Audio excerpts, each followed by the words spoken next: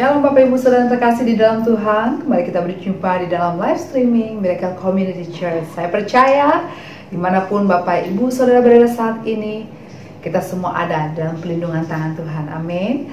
Mari kita siapkan hati kita mau bersama-sama membawa pujian penyembahan kita yang terbaik hanya bagi Tuhan. Tuhan Yesus memberkati.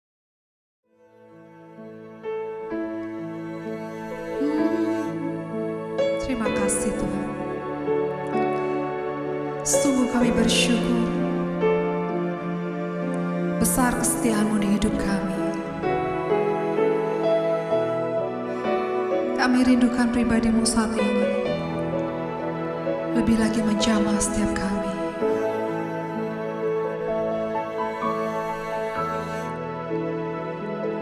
Saat indah ku berhadapan denganmu, memandang wajah-Mu, Yesus kekasih jiwaku.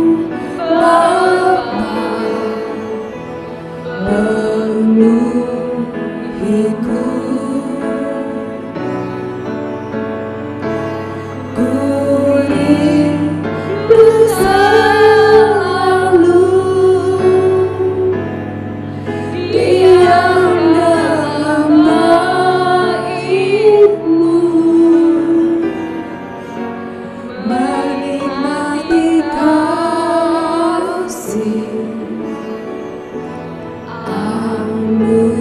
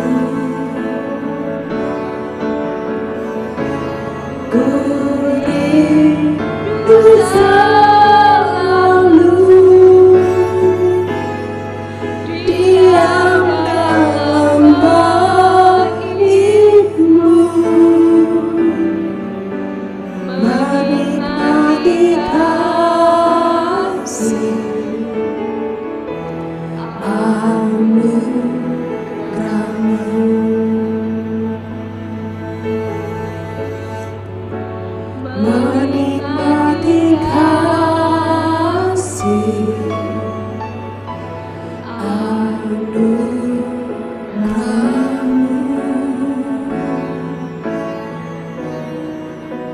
menikmati kasih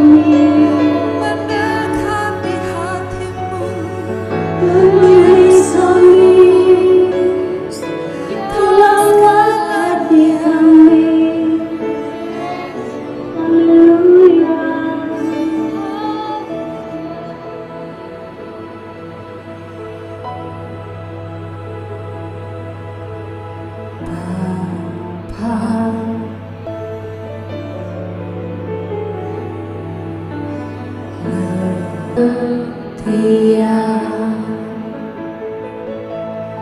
kau setia, kau mulia, Bapa kau setia,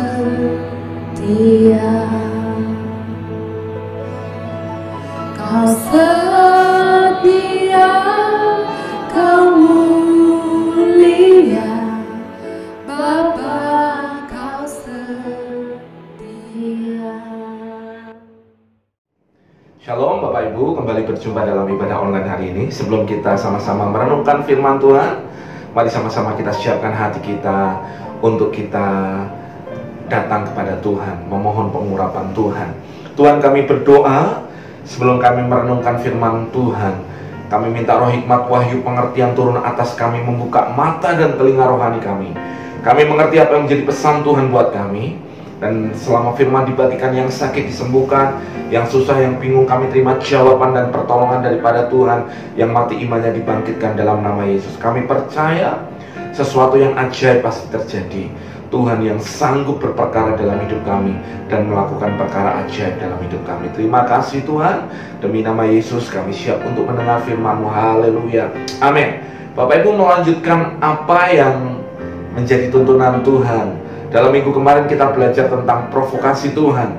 Ada dua hal bagaimana kita bisa memprovokasi Tuhan. Kata provokasi adalah sebuah tindakan yang bisa membuat orang lain, pihak tertentu itu marah, saudara. Nah, saudara, kita belajar dari orang Israel. Mereka sudah ada di Kades Barnea. Mereka sudah dekat dengan tanah perjanjian, tetapi justru sebagian besar mereka tidak sampai ke tanah perjanjian karena mereka melakukan tindakan provokasi. Nah, ada dua hal yang kemarin kita pelajari. Yang pertama adalah ketidakpercayaan. Ketidakpercayaan kita akan Tuhan sebenarnya itu adalah bentuk penistaan kita akan Tuhan. Saudara, dari Mesir sampai ke Kades Barnea, mereka sudah melihat tangan Tuhan yang kuat dengan keajaiban, mujizat terjadi bagi mereka. Mereka melihat Mana turun dari surga, setiap hari mereka makan mana, mereka saudara makan burung puyuh, mereka menikmati berkat Tuhan, mereka lihat mujizat di tengah lautan, padahal itu saudara lautan dibelah, mereka bisa berjalan di tengah tanah yang kering, mereka melihat air yang pahit menjadi manis, dan mereka melihat banyak mujizat terjadi buat mereka. Tetapi itu tidak membuat hati mereka untuk mempercayai Tuhan seutuhnya.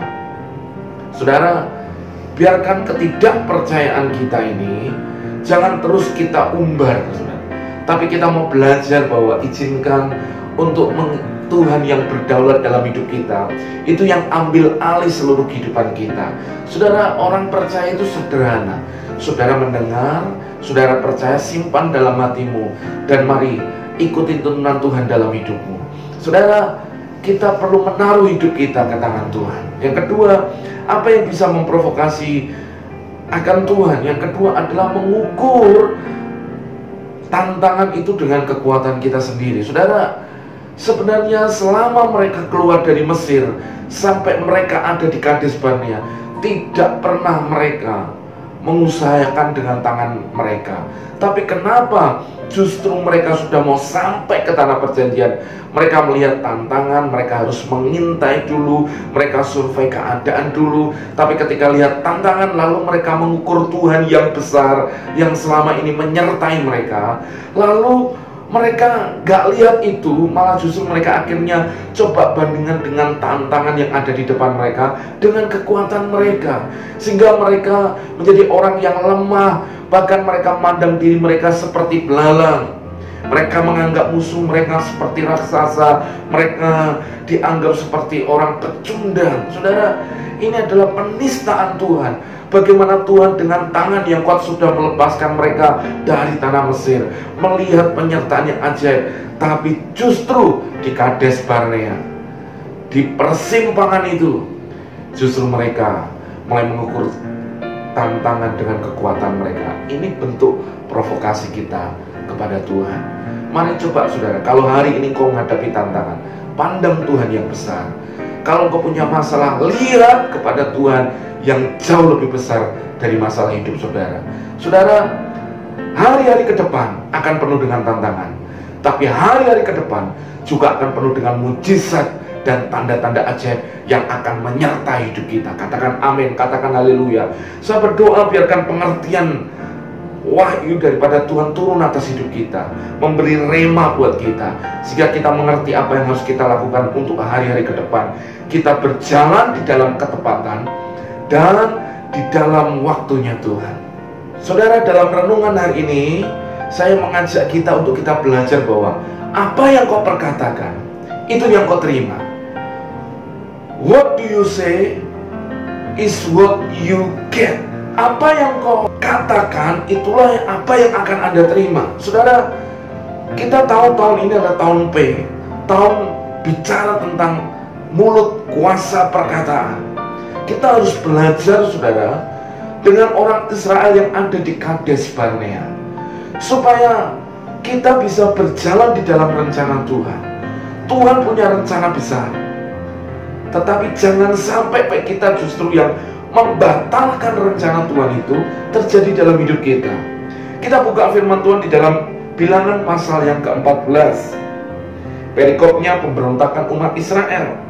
Lalu segenap umat itu mengeluarkan suara nyaring, dan bangsa itu menangis pada malam itu. Bersungut-sungutlah semua orang Israel kepada Musa dan Harun. Dan segenap umat itu berkata kepada mereka, "Ah, sekiranya kami mati di tanah Mesir atau di padang gurun ini, mengapakah Tuhan membawa kami ke negeri ini, supaya kami tewas oleh pedang dan istri serta anak-anak kami menjadi tawanan? Bukankah lebih baik kami pulang ke Mesir?" Saudara, perhatikan ini. Mereka di Kades Barnea, setelah mereka mengintai tanah Kanaan, yang terjadi mereka mulai dengan suara nyaring. Saudara, suara nyaring itu artinya dalam bahasa Jawanya gembor-gembor. Mereka speaking loudly, saudara. bahasa Inggris ya. Mereka teriak-teriak, saudara. Lalu ngapain nangis malam itu ketika dengar kabar dari 10 pengintai, yang 10-nya yang membawa kabar buruk tentang negeri yang diintai. Sehingga hati mereka lemah, hati mereka tidak percaya lagi akan tanah Kanaan yang Tuhan janjikan. Perhatikan apa yang mereka berkatakan, saudara. Waktu mereka sudah lihat, mereka dengar, lalu mereka mulai tidak percaya.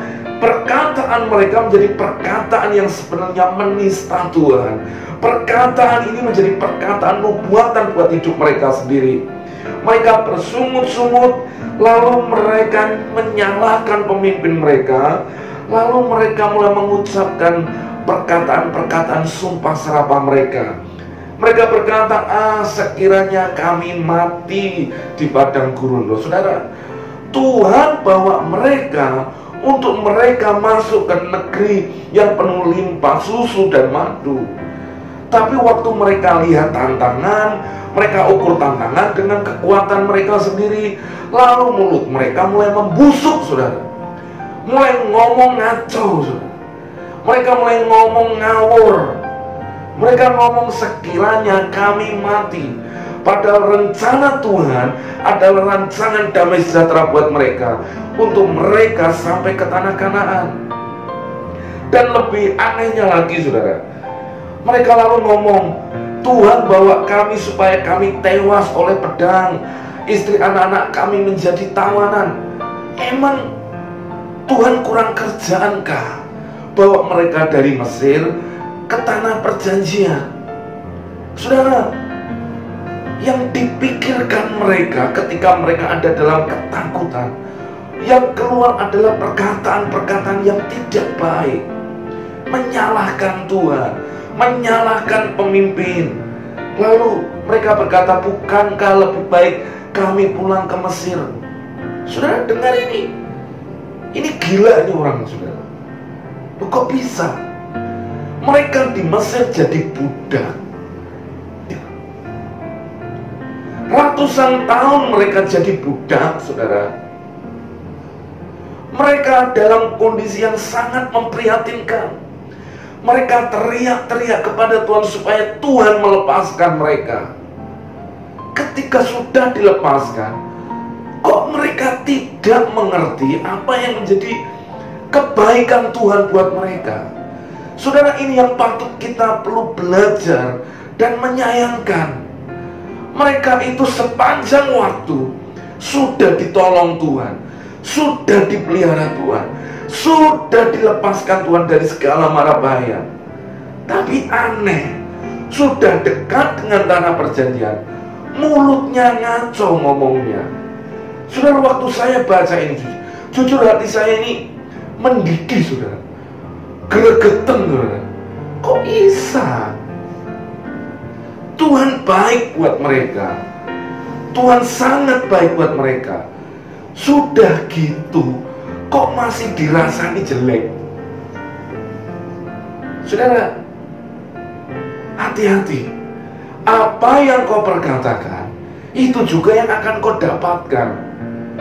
Saudara perhatikan, waktu mereka sudah bersungut-sungut seperti itu, akhirnya Tuhan pun merespon dengan apa yang seperti mereka katakan. Di ayat 21 di bilangan 14 dikatakan, hanya demi aku yang hidup dan kemuliaan Tuhan memenuhi seluruh bumi. Semua orang yang telah melihat kemuliaanku dan tanda-tanda mujizat yang kuperbuat di Mesir dan di padang gurun, namun telah 10 kali mencobai aku dan tidak mau mendengar suaraku. Perhatikan, pastilah tidak akan melihat negeri yang kujanjikan dengan bersumpah kepada nenek moyang mereka. Semua yang menista aku ini tidak akan melihatnya. Saudara, kalau sudah gini belai, saudara. Kalau sudah gini habis, saudara. Tuhan berfirman akan membawa mereka ke tanah perjanjian, tapi karena respon mereka, yang tidak pernah tahu akan kebaikan Tuhan. Apa yang mereka perkatakan, Tuhan akhirnya merespon dengan apa yang mereka katakan. Makanya Amsal berkata, hidup dan mati dikuasai oleh lidah. Perhatikan, hidup dan mati dikuasai oleh lidah. Amsal 4:23 berkata, jagalah hatimu dengan segala kewaspadaan, karena dari sanalah terpancar kehidupan. Maksudnya ayat ini berkata, kalau hatimu baik, hatimu kau jaga benar, kalau hatimu dipenuhi dengan kasih kebaikan Tuhan, kalau hatimu dipenuhi dengan anugerah Tuhan, kalau hatimu dipenuhi dengan damai, yang bakal keluar dari perkataanmu adalah perkataan yang membangun, perkataan yang damai, perkataan yang sangat memberkati orang lain. Perkataanmu perkataan yang positif, perkataanmu adalah perkataan yang bisa memberkati hidupmu dan orang lain. Tapi kalau hatimu mulai tidak kau jaga, maka akan banyak sampah di sana, akan muncul banyak hal yang tidak baik di sana. Maka ketika saudara hatimu sudah enggak kau jaga, yang keluar bukan kehidupan, yang keluar kematian. Perhatikan ini. Maka perkataannya adalah perkataan yang pasti, perkataan yang tidak baik. Perkataannya perkataan sumpah serapah, perkataan pesimis, perkataan penuh dengan maut, perkataan penuh dengan kematian, perkataan penuh dengan hal-hal yang negatif. Saudara, apa yang kau perkatakan itu juga yang akan kau tuai. Engkau akan makan buahnya. Jadi apa yang kau makan adalah perkataan apa yang kau keluarkan dari mulutmu. Dan yang keluar dari mulutmu berasal dari hatimu. Saudara perhatikan ini. Ketika Tuhan sudah berfirman buat mereka, kalau engkau sudah mencobai aku dan menista aku, pasti engkau tidak akan pernah masuk ke tanah perjanjian. Mulailah, harusnya mereka sampai ke tanah perjanjian. Mulailah, mereka akan mulai berputar-putar di padang gurun. Harusnya mereka berjalan dengan Tuhan, tetapi dirubah oleh hidup mereka menjadi sebuah pengembaraan yang tidak ada ujungnya, sampai semua generasi awal mati di padang gurun. Saudara lihat di ayat ini. Ayat 26-nya berkata, lagi berfirmanlah Tuhan kepada Musa dan Harun, berapa lama lagi umat yang jahat ini akan bersungut-sungut kepadaku? Segala sesuatu yang disungut-sungutkan orang Israel kepadaku telah ku dengar. Saudara, sungut-sungut itu murmuring, saudara. Gerundel itu bahasa Jawanya, saudara. Bahasa lainnya itu mengomel, menyalahkan keadaan, tidak bersyukur lewat perkataan. Saudara, perkataan ini sampai ke telinga Tuhan. Lalu ayat 28 dikatakan, katakanlah kepada mereka, demi aku yang hidup, demikianlah firman Tuhan, bahwasanya seperti yang kamu katakan di hadapanku, demikianlah akan kulakukan kepadamu. Maksudnya apa? Kalau engkau ngomong tadi lebih baik kami mati, supaya kami lebih baik tewas di padang gurun, seperti yang kamu ucapkan di hadapan Tuhan, demikian juga engkau akan menuai itu. Apa yang kau perkatakan, itu juga yang akan engkau terima. What do you say is what you get. Apa yang kau perkatakan, itu juga yang akan engkau terima. Saudara perhatikan, di padang gurun ini bangkai-bangkaimu akan berhantaran, yakni semua orang di antara kamu yang dicatat, semua tanpa terkecuali, yang berumur 20 tahun ke atas, karena kamu telah bersungut-sungut kepadaku, bahwasanya kamu ini tidak akan masuk ke negeri yang dengan mengangkat sumpah telah kujanjikan akan kuberi kepadamu, kamu diami, kecuali Kaleb bin Yefune dan Yosua bin Nun. Perhatikan saudara, Ini kisah tragis. Dari Mesir, Tuhan melepaskan mereka. Tuhan sudah bersumpah kepada nenek moyang mereka Abraham akan membawa mereka ke tanah perjanjian. Dan Tuhan menggenapkan, semua orang Israel dibawa keluar dari tanah Mesir. Tapi justru di perbatasan, di Kades Barnea, dekat dengan tanah perjanjian, mereka sudah intai negeri yang baiknya luar biasa itu. Tapi mereka tidak pernah dapatkan. Alkitab mencatat yang usianya 20 tahun ke atas tidak akan masuk ke tanah perjanjian, alias generasi pertama yang keluar dari tanah Mesir, hampir sebagian besar semuanya mati di padang gurun. Hanya Yosua dan Kaleb yang masuk ke tanah perjanjian. Waktu saya baca ini, saudara, hati saya itu berdegup kencang. Hati saya seperti ditegur. Hati saya seperti diingatkan. Roh Kudus seperti mengingatkan kita semua. Tuhan sudah berjanji dalam hidup kita. Tuhan sudah memberi firman-Nya buat kita.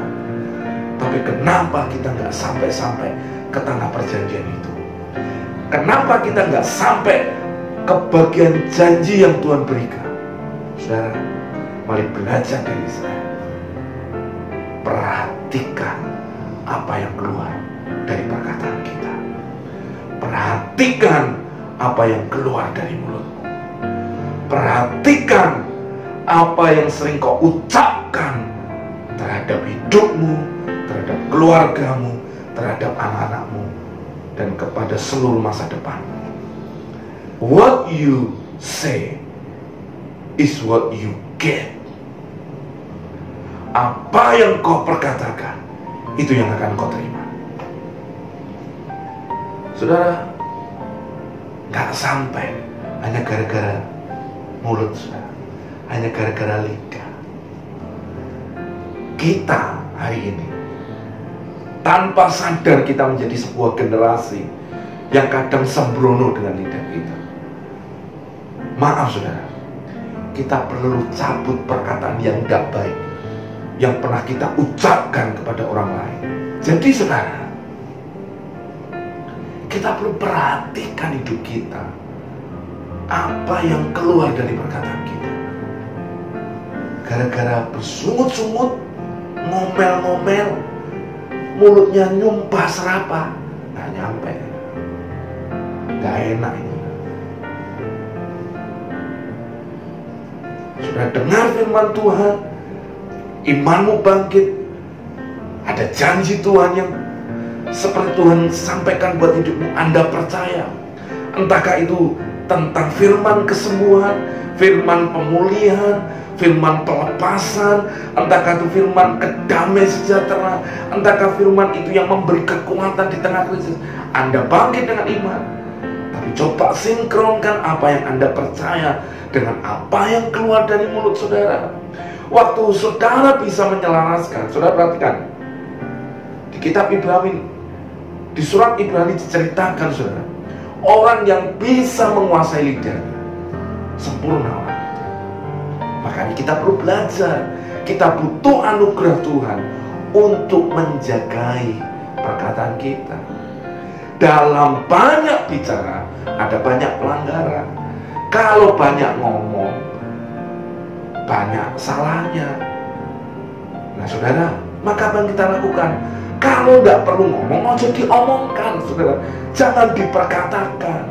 Saudara nggak mengimani saudara mati muda, jangan kebiasaan ngomong mati aku. Modian, mati saudara.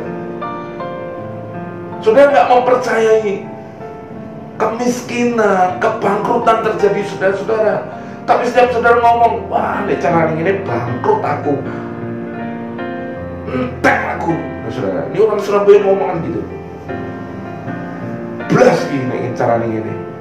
Saudara, apa yang kau perkatakan itu yang Anda akan dapatkan.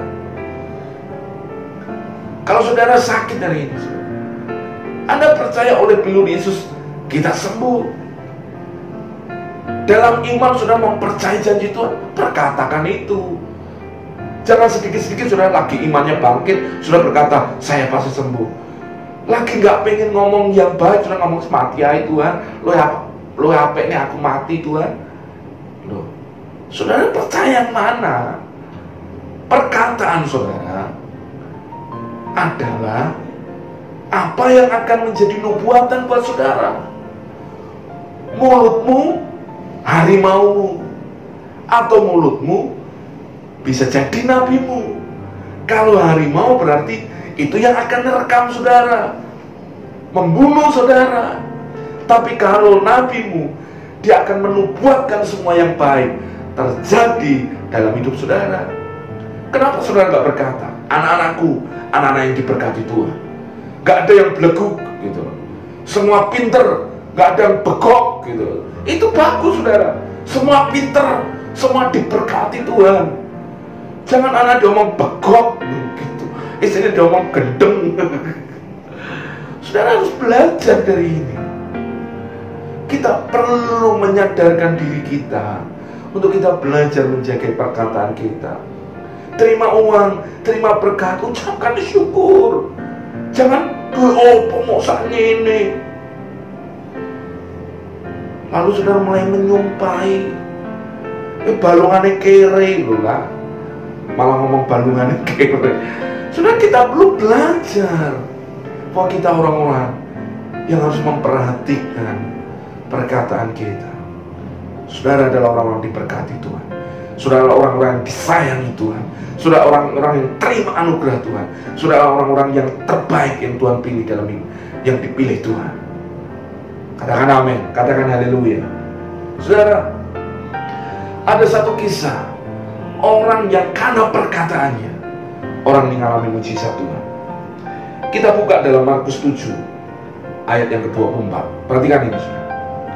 Perikopnya perempuan Sirofenisia yang percaya. Lalu Yesus berangkat dari situ dan pergi ke daerah Tirus. Saudara perhatikan ini. Ia masuk ke sebuah rumah dan tidak mau bahwa ada orang yang mengetahuinya, tetapi kedatangannya tidak dapat dirahasiakan. Saudara, Yesus masuk ke daerah Tirus, daerah orangnya kafir nih saudara-saudara. Ini daerahnya orang yang tidak percaya kepada Allah Jehovah.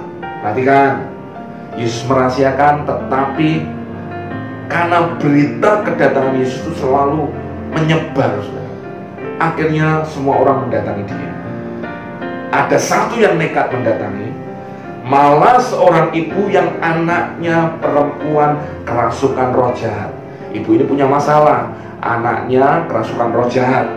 Segera mendengar tentang Yesus, lalu datang dan tersungkur di depan kakinya. Orang ini datang lalu tersungkur bicara penyembahan, bicara penghormatan. Kita perlu menghormati dan menyembah Tuhan. Perempuan itu seorang Yunani bangsa Sirofenisia. Dia orang kafir, dia orang yang tidak percaya. Ia memohon kepada Yesus untuk mengusir setan itu dari anaknya. Salah atau betul? Tidak salah yang dilakukan wanita ini. Wanita ini datang ke alamat yang tepat, yaitu Yesus Tuhan yang bisa menyembuhkan. Tapi lihat, terjadilah yang namanya percakapan dua orang ini. Kita perlu belajar untuk kita memperhatikan iman harus diperkatakan, dan perkataan kita harus selaras sesuai dengan iman kita. Perhatikan Bapak Ibu. Lalu Yesus berkata kepadanya, biarlah anak-anak kenyang dulu, sebab tidak patut mengambil roti yang disediakan bagi anak-anak dan melemparkannya kepada anjing. Oh, saudara, ini perhatikan. Ibu ini punya pergumulan, punya masalah supaya anaknya disembuhkan. Tapi ketika dia datang sama Yesus minta disembuhkan, tiba-tiba Yesus buat sebuah ilustrasi perumpamaan. Anak-anak biarkan kenyang. Maksudnya anak-anak ini apa? Biarkan umat Israel dulu yang ngalami berkat pertama, bukan engkau. engkau ini bukan anak, tapi engkau ini anjing. Saudara, kalau ini omongan dalam bahasa Jawa, keren saudara. Tidak layak memberikan roti kepada asu. Anak-anak gen kenyang dulu. Saudara, kalau diomong kayak gitu saudara, itu bisa meruntuhkan iman dan membuat Anda jadi menyerang orang yang ngomong itu saudara. Tapi perempuan ini saudara menjawab, menangkap hatinya itu, merespon perkataan Yesus itu dengan hikmat yang benar. Ini luar biasa saudara. Benar Tuhan, tapi anjing yang di bawah meja juga makan remah-remah yang dijatuhkan anak-anak. Alias ibu ini diomongi anjing, nggak apa-apa, sepenting sembuh. Dia nggak marah, tapi malah dia identifikasi dirinya seperti anjing. Bahasa Jawanya enak saudara. Nggih Gusti, asu yo mangan remah-remah saudara. Nek anak-anak mangan kan remah-remah tiba, aku nitili remah-remah ra apa-apa. Sepenting mangan remah-remah sing tiba itu iso nyembuhi anakku. Ini hebat saudara. Ini keren. Saudara, kita perlu belajar untuk kita ini memperhatikan apa yang keluar. Maka kata Yesus kepada perempuan itu, karena katamu itu, perhatikan, karena katamu itu, what you say is what you get. Apa yang kau perkatakan, itu yang akan kau terima. Ibu ini berkata, gak apa-apa dapat remah-remahnya, asal anakku sembuh. Yesus berkata, pergilah sekarang, sebab setan sudah keluar dari anak. Saudara, kita ini perlu belajar ini saudara. Waktu saudara benar dalam perkataan, kau akan dapatkan apa yang kau perkatakan. Kalau saudara mengimani di tengah kondisi hari-hari ini saudara, kalau kondisi hari-hari ini dengan adanya pandemi ini saudara, mungkin saudara berkata, Pak, toko saya, Pak, usaha saya, Pak, pekerjaan saya, Pak, keuangan saya, mungkin keadaannya menyeluruh saudara. Orang alami ada kesusahan, kesulitan, tapi tetaplah berkata dengan iman, saya pasti dipulihkan. Dengan kondisi new normal ini saudara, ayo taruh dalam hatimu tetap iman dan perkataan yang benar. Waktu saudara benar dengan perkataanmu, kau akan dapatkan dalam iman apa yang kau perkatakan. Belajar dari kegagalan Israel di Kades Barnea. Salah ngomong, mereka mati. Ibu ini bukan orang percaya, tapi dia benar ngomong, dia dapat mujizat kesembuhan. Sampai doa Bapak Ibu menangkap kebenaran ini. Mari belajar memperhatikan apa yang keluar dari perkataan kita. Mari angkat tangan kita berdoa. Bapa, dalam nama Yesus, Hamba berdoa buat setiap umat Tuhan yang menyaksikan siaran live streaming ini. Biarkan mereka hari ini belajar kebenaran firman-Mu untuk memperhatikan apa yang keluar dari mulut mereka. Kalau selama ini yang keluar adalah perkataan sumpah serapah, perkataan yang tidak baik, dalam nama Yesus, ampuni kami itu. Cabut perkataan yang salah itu Bapak Ibu, di dalam nama Yesus. Ganti dengan perkataan yang sesuai dengan firman Tuhan, janji Tuhan dalam hidup. Haleluya. Tuhan, biarkan pengurapan-Mu mengalir buat setiap umat. Mereka menyadari akan kebenaran bahwa apa yang kami perkatakan itu yang akan kami terima. Hari kami berkata hidup kami diberkati Tuhan, hidup kami pasti dipulihkan Tuhan. Gereja kami pasti dipulihkan Tuhan. Pelayanan kami pasti dipulihkan Tuhan. Indonesia pasti dipulihkan, diberkati Tuhan. Saudara, perkataan yang baik itu akan mengubahkan banyak hal. Indonesia penuh kemuliaan. Nyata kemuliaan Tuhan atas bangsa ini. Terima kasih Tuhan. Kami bersyukur berkat umat Tuhan yang sakit disembuhkan di dalam nama Yesus. Apapun penyakitnya, apapun keadaannya, mereka tetap mempercayai oleh bilur-bilur Yesus. Mereka sudah disembuhkan. Tuhan, kami percaya kuasa kesembuhan mengalir buat kami. Juga Tuhan, kemanapun kami melangkah, perlindungan Tuhan ada buat kami. Terima kasih. Mau memberkati seluruh umat Tuhan. Biarkan mereka menjadi orang-orang yang terus mengalami janji Tuhan. Bukan jadi orang-orang mengalami realita Tuhan secara nyata. Dan kami percaya semua yang baik, semua yang dahsyat terjadi dalam hidup kami oleh karena anugerah Tuhan dalam hidup kami. Terima kasih Tuhan. Demi nama Yesus kami berdoa dan mengucap syukur. Haleluya. Amin. Tuhan Yesus berkati. Sampai ketemu dalam ibadah online selanjutnya. God bless you all. Halo Bapak Ibu Saudara yang dikasihi dalam Tuhan kita Yesus Kristus.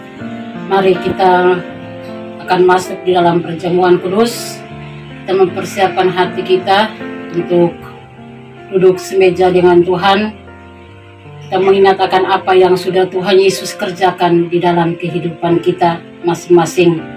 Saudara, kita siapkan roti dan anggur yang ada pada kita, atau apa saja yang ada di rumah kita berupa biskuit atau air putih dan lain-lain. Kita persiapkan untuk masuk di dalam perjamuan kudus. Mari kita angkat roti tinggi di atas kepala kita masing-masing. Pada malam sebelum ia diserahkan, ia mengambil roti dan mengucap syukur, lalu berkata, "Inilah tubuhku yang dipecah-pecahkan untuk kamu, maka perbuatlah ini setiap kali kamu mengingatnya." Bukankah roti yang kita ucapkan syukur ini adalah persekutuan dengan tubuh Kristus? Mari kita yang percaya, makanlah di dalam nama Tuhan Yesus Kristus.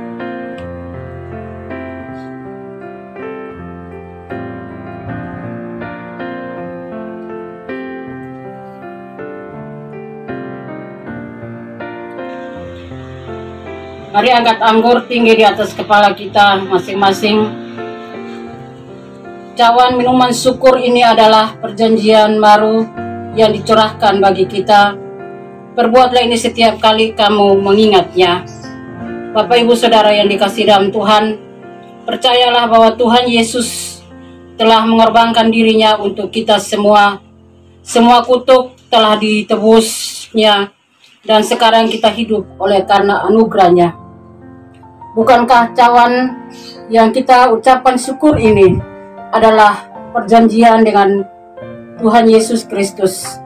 Maka mari kita yang percaya, minumlah di dalam nama Tuhan Yesus Kristus.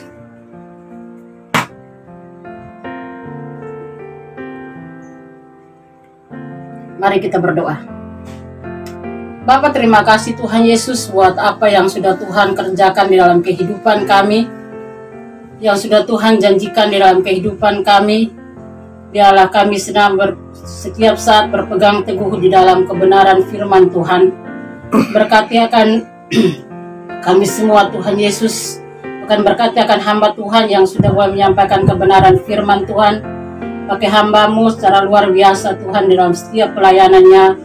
Berkati akan keluarganya, bahkan berkati seluruh jemaat yang dipercayakan kepadanya Tuhan. Biarlah kami senantiasa hidup oleh karena anugerah-Mu, dan kami berpegang teguh hanya kepada-Mu ya Tuhan. Terima kasih Bapa di surga, kami mengucap syukur buat semua yang sudah Tuhan kerjakan dalam kehidupan kami. Di dalam nama Tuhan kami Yesus Kristus, kami berdoa kepada Bapa di surga. Haleluya. Amin.